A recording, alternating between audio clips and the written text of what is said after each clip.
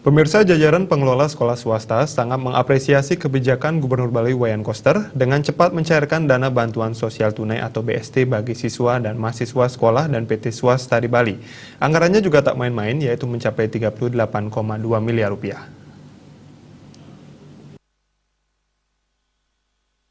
Menurut Ketua Yayasan PR Saraswati Pusat dan Pasar, Bagus Ketut Loji, karena sangat strategis, pencairan dana BST ini patut dikawal oleh kepala sekolah agar benar-benar tepat sasaran. Artinya, hanya siswa dan mahasiswa dengan orang tua terdampak COVID-19 berhak mendapatkan bantuan. Bagus Ketut Loji, yang juga penasihat Badan Musyawarah Perguruan Swasta BMPS Provinsi Bali, berpendapat dana ini diperjuangkan dengan susah payah oleh gubernur, sehingga eksekusi di lapangan harus benar-benar tepat sasaran dengan mengedepankan skala prioritas. Sesuai aturan, BST tidak boleh diterima oleh siswa yang orang tuanya berprofesi sebagai ASN, pegawai BUMN, dan BUMD, TNI, dan Polri. Ia menekankan para kepala sekolah, termasuk di jajaran Yayasan PR Saraswati, agar bekerja secara hati-hati.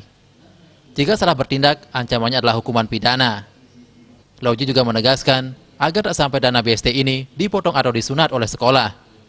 Sesuai aturan, siswa SD mendapat BST Rp150.000 per bulan, siswa SMP menerima Rp200.000 per bulan, SMA SMK dan SLB menerima Rp250.000, dan mahasiswa Rp1,5 juta semester ini. Orang tua diminta aktif mempersiapkan persyaratan ke sekolah sehingga BST cepat diproses.